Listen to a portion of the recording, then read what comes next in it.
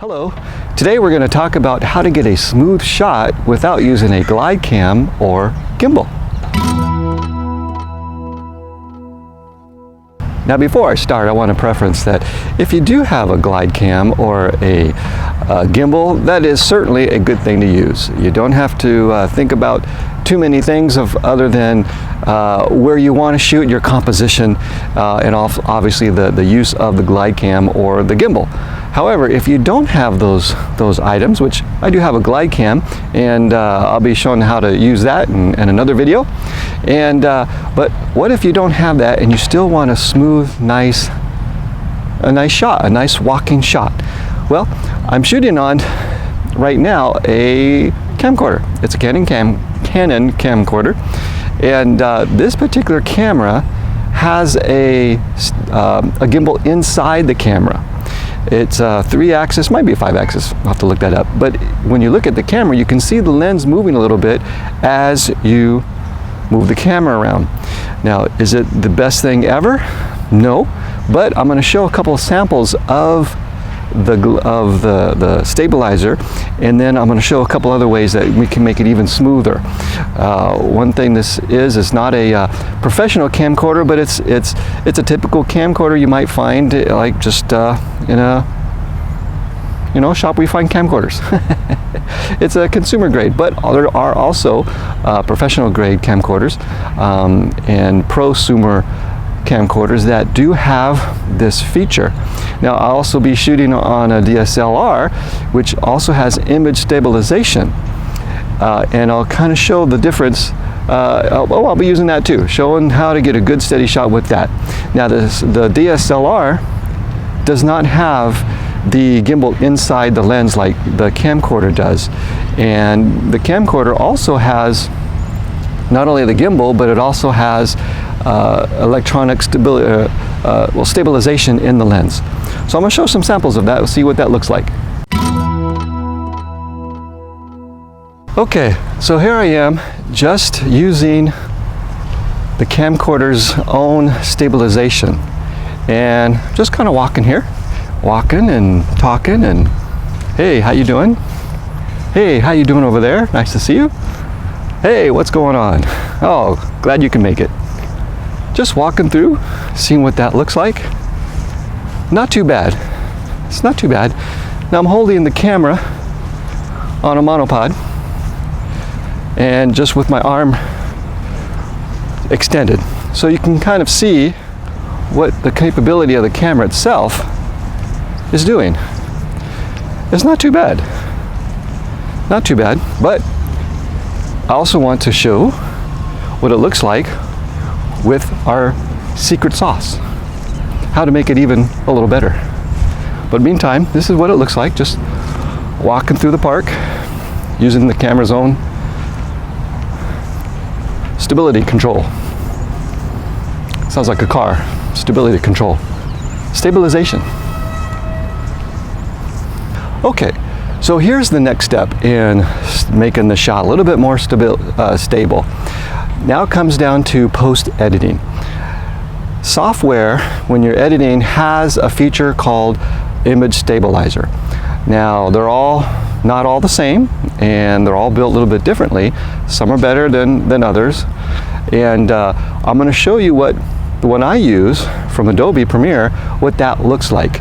And we're going to combine it with the camera's own stability control to see how smooth now that shot does get. Okay, so we're going to start our little walk here, and I'm going to apply the image stabilizer from the editing software. And what it does, the software will take the image and zoom in a little bit, it'll zoom out a little bit, it'll crop a little bit to try to create a smoother image, and it'll use the information given to it by the image itself. So the more stable you can get the image to start, the more stable the image will be in the editing software. Now if this was a horrible shot to start with, the image stabilizer in the computer, in the software, is going to do its best to do something with it, but it may not it may not be good at all. So you have to start with somewhat of a smooth image to start with, and then with the image stabilizer, it should be that much better. And you'll know how good it looks, obviously, because you'll look at it and after it's done and see if you like it or not.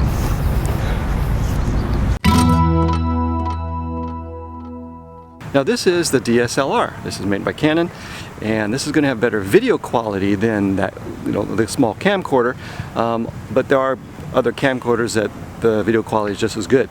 But this is going to be an example of the stability or the stabilizer in camera stabilizer of the camera, and see how it looks with just the stabilizer inside the camera.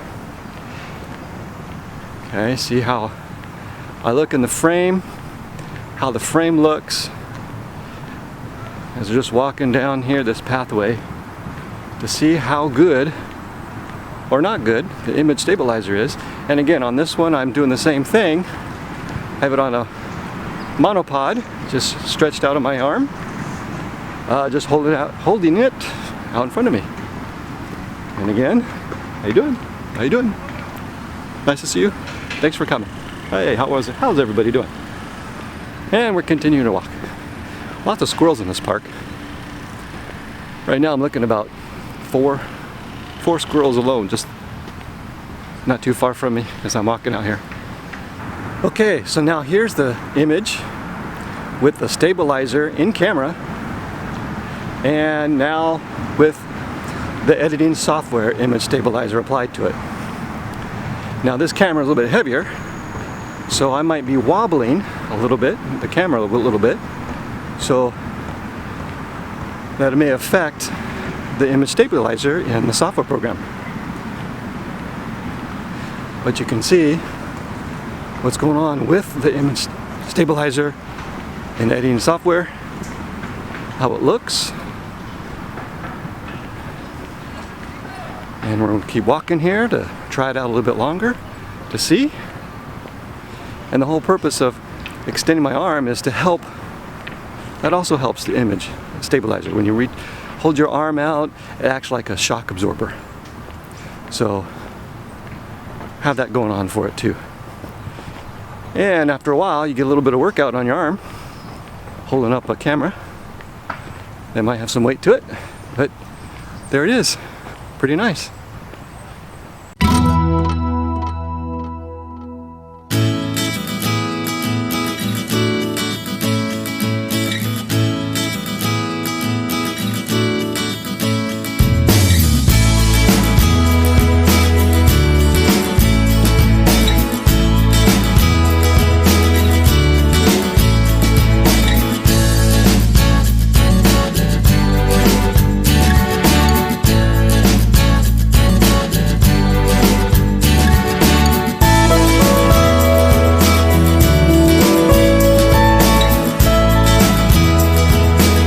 So after both tests, I believe for me the better image stability comes from the camcorder, because the camcorder has a better image stability to start with. So that just helps the software have a better starting point itself to get an image stabilizer. This is just kind of for a sample of the process of getting image stabilizing. Now if you're on a tripod, you don't really need the stabilizer. If you're on a monopod shooting, you don't really need a stabilizer. It's for those walking shots or tracking shots that you need some image stabilizer, because it's jumping all over the place. That's just no good. So for me, I like the camcorder as far as this kind of process. So thanks for watching, and if you need a videographer for your wedding, please let me know. I'll be happy to help. Please subscribe, and we'll talk to you soon.